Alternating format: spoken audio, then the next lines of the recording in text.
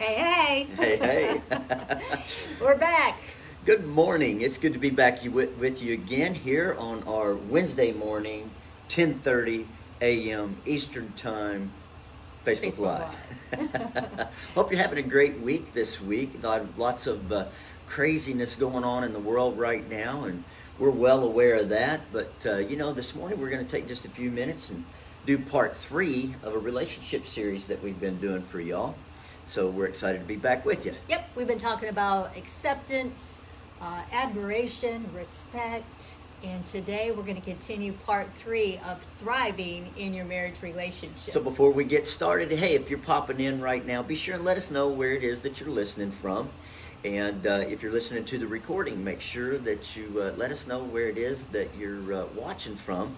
And by the way, if you've got any questions or any comments or anything you want to add to what we're saying, please feel free to jump in there and make those comments. We always love hearing what you're learning. So it helps us figure out what it is that we need to do next. So, welcome to our Facebook Live on Wednesday morning, 10:30 a.m. Eastern Time, and the part 3 of our relationship series. So good morning, Melissa. Good morning, Chris. Hey, Tony. Elsa, it's so great to see you guys here today. Part 3, again, as Greg said, is loving one another and thriving in your marriage relationship. You know, we've actually been unpacking 1 Corinthians 13. And the scripture that I love so much is it's all about love honors, love respects, right? It doesn't keep a record of wrongs. It's pleased with the truth. It's not self-seeking. It's not easily angered. And for us, one of the things that we've realized is that it's really easy at times to show others that honor, to show others respect, and then in the 4 walls of our own home, sometimes it gets a little bit convoluted. So Yeah. I remember when God challenged me, we had just gotten married. The first couple years of our marriage was extremely tumultuous. And when I would go to work, I had a boss that would a lot of times cause a lot of havoc in my life. He took all the praise for work that I did, and yet I never found it necessary to try to correct him. I never felt it necessary to let him know all of my thoughts or all of my opinions. Instead, I gave him respect. I gave him respect because of the position that he held. I gave him respect because he was my boss. And I remember we had gotten in an argument right before work, and I got in there, and my boss was doing something irritating me. And I realized and got really convicted, because what I realized is there was so many ways that I showed my boss respect, but I disrespected you. And what God did is he challenged my heart, and it was, if I could honor a man who had no greater bearing than my job, how much more should I be giving respect to my husband? Yeah, I think it's really easy, as you mentioned, babe, for us to just extend common courtesy to people outside of our home. But yet the reality is, and you're not alone in that, I mean, I've done the same thing, extended more graciousness and more courtesy to someone that I might have as a work colleague or a friend who might be violating my rights, who might be not acting nice or whatever, just treating me bad in one way or another. Like you said, maybe taking credit for the things that I'm doing. Yep.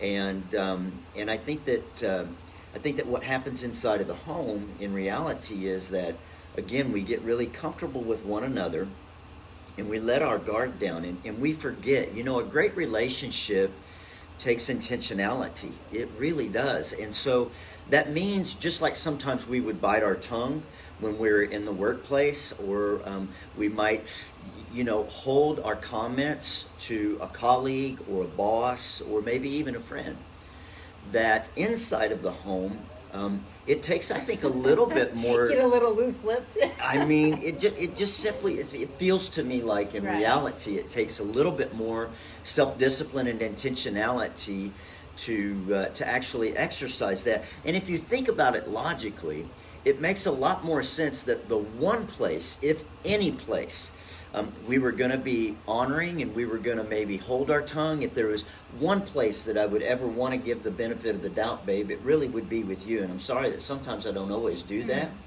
But I will say that over the years, because of intentionality, because we've done what was maybe counterintuitive at the time, we have developed new habits where we're more likely to give one another grace and maybe hold our tongue, or at least pick our time and have the conversation when it's not an emotional conversation, where we can actually have a very intentional conversation about some things maybe that we need to work on. Is that fair to say? Absolutely. So if this is ringing true to you, one of the things we want to encourage you to do this week is to process before you speak. Think about how you would speak to your boss. Think about how you speak to a friend. And try to begin that practice of giving that respect to your spouse. And maybe even table whatever it is. I think sometimes we hear so much about life's too short, and I don't know, just that our tolerance for one another sometimes is really low. And I think that sometimes we just need to maybe table things and come back to it later on, and when we can have a non-emotional conversation about what it is that maybe we do need to talk about. Is that? Yeah, I think it's so important for the home to be able to provide that vulnerability. Yeah. And so sometimes that takes more intentionality, just to say, you know what, let's table this. Yeah. Because I want to be able to give you the right response. Yeah. I want to be able to hear you with fresh ears, and right now I'm just not able to do that. But also to provide that vulnerable place where it's like, you know what, I'm going to just table what I'm feeling because I want to hear you.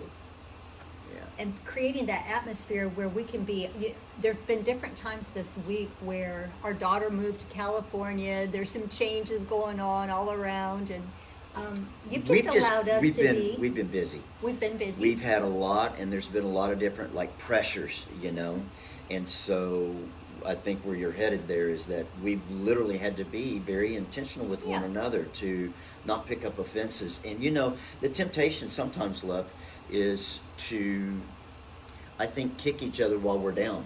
In other words, we know that we're going through something tough. We know that the other person is going through a difficult season. And the temptation sometimes is just to throw gas on the fire, isn't it? And so again, that's why sometimes we have to do some things that are counterintuitive. We have to make sure that we do hold our breath, just to take a deep breath, not hold your breath, but don't hold your breath. Take a deep breath. Maybe even count to 10 if that's necessary. But whatever it takes, to leverage a little bit of intentionality. I want you to remember, I said this earlier, but I want you to remember, a great relationship takes intentionality, and that means that sometimes we have to get hold of our emotions and not just say every offense that comes to mind, and to cooperate with our spouse to try to do the things that would produce a good relationship, a great relationship. So my first question to you, to challenge you today, is what you're doing and how you're responding currently in your marriage, in your relationship, even with your children. Any relationship for that matter. Is it producing what it is that you want? Is your response contributing to the issues and the emotional overflow, if you're having that? Or are some things that you could be doing just a little bit differently that might contribute to a positive change in your marriage and in your I know one of the things that we consciously do too is we choose to not be offended. We just did a membership call with our group community, and one of the best practices that we shared is to put on that mantle of, I am not going to be offended.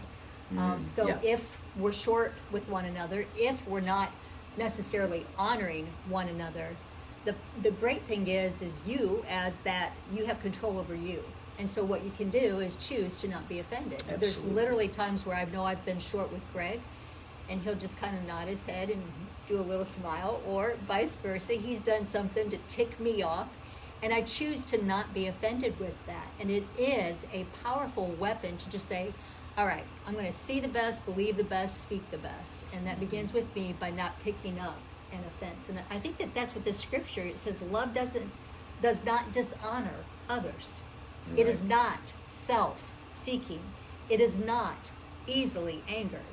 it keeps no record of wrongs. Love doesn't delight in evil, but rejoices with the truth. And when I look at that scripture, usually when I've gotten offended, it's because in the back of my mind, I've been keeping score.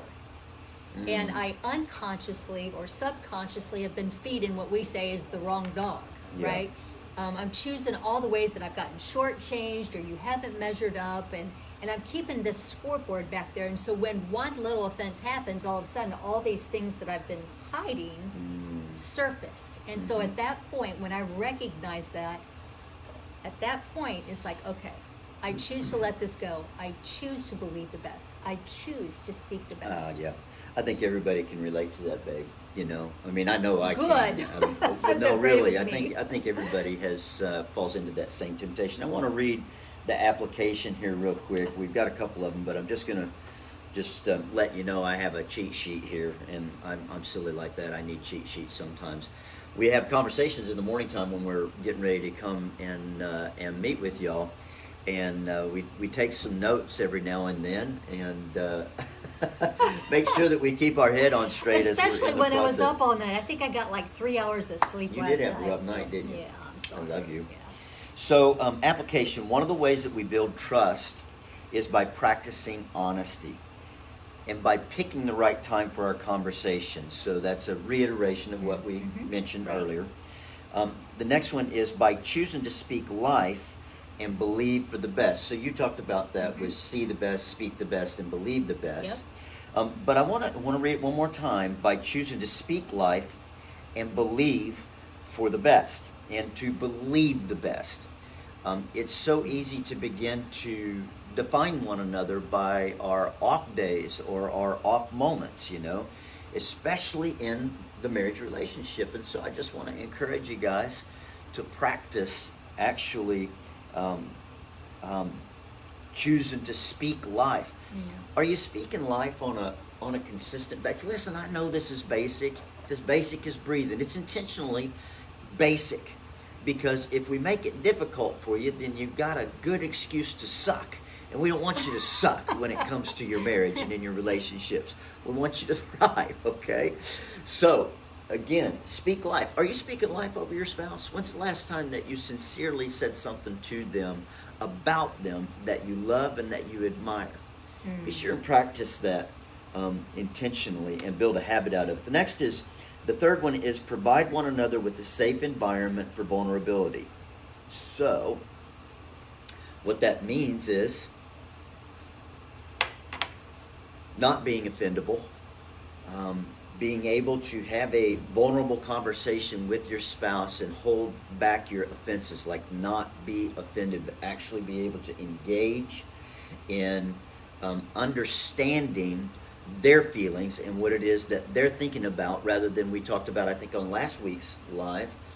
Instead of formulating our opinions or formulating our response to what it is that our spouse is saying, actually listening, and listening specifically with the intent of understanding where it is that they're coming from. And then we talked a little bit in there about picking your time, and we talked about that earlier in the call as well, whereas we're just not always running with the emotion. Usually when you're angry and you've got a lot of emotion, it's not the best time to have a logical conversation because of our adrenal glands. So as we look at this scripture, one of the next things that it says too is that love always protects, and that goes along with what you were saying of being able to be vulnerable, creating the atmosphere. Love always protects. Our friend Jim Mafuccio said one time, he said, you think about it, sometimes we get caught up thinking one another's the enemy, but the truth is there's a different enemy. Yeah. There's an enemy of our soul that's trying to tear apart marriages. And I have to tell you, my heart's grieved for some people who are founded leaders in the marriage space. And I'm watching different people who their marriages are falling apart. And listen, there's no judgment in that place, but it breaks my heart to watch people who've made it their life mission, life vision to impact families and to impact marriages, only for themselves to lose the prize and lose the prize of the relationship. And I think sometimes what happens is we get so worked up and we start beginning to look at one another as the enemy that we forget to put into place the very things that we know to do. And one of the things Jim said, it says, imagine two kids, right? Two brothers just bickering and fighting and tearing one another apart. And then all of a sudden, a big, strong man breaks in and tries to hurt their little baby sister. What do those two kid brothers actually do? They unite together, right? They're going to come together. They're going to set aside their differences to fight the guy who came in to hurt their sister. And so I think as couples, one of the things we need to do is remember there's a real enemy. And rather than fighting with one another, begin to unite together to fight the real enemy of our soul. You bet. I think in general, again, just building habits of the disciplines. You know, discipline is a very unpopular word these days. It really is. But I'm just telling you for a fact that in a marriage relationship, it requires a certain amount of discipline and intentionality to make sure that we keep it on the road and not in the ditch. So I think the question then is, how can you protect your spouse? Obviously, most of us aren't going to a physical, place where we have to protect one another physically, but I guess you could. Hopefully not. Well, in this day and age, with some of the things that are going on, it could right? be, I suppose. But it's more of how can you protect their image? How can you protect their spirit? How can you protect their mind? How can you protect their dreams? Are you living for yourself? Are you self-seeking? Are you seeking to make sure? And one of the things I remember when we first met, Greg said, I'll lasso the moon for you, right? And he has tried to live to fulfill my dreams, which makes it easy for me to reciprocate. And I always want to make sure that I'm fulfilling yours. So in your marriage relationship, are there maybe some areas where you've started to look at one another as the enemy? Are there some areas where maybe you're not protecting one another like you could? Yeah. It's my life goal to make your dreams come true. I mean, it really is. It really is what I live for, and I may not do it perfectly all the time, but I can assure you that that's what it is all about for me. It truly is. Listen, folks, we appreciate you tuning in today. We hope you were blessed. We hope to have you engaged. You can like this page, Married for a Purpose, on Facebook. And if you need more information and more encouragement, you can go to our website at marriedforapurpose.com. All right. We'll see you next week as we wrap up with part 4 of thriving in your relationship, not just surviving it. Now, I'm going to go try to survive the day, so if you think about it, pray for me, because, again, I've had maybe 2 or 3 hours of sleep, and I don't have time for a nap. We're ready. God bless y'all. And we're out.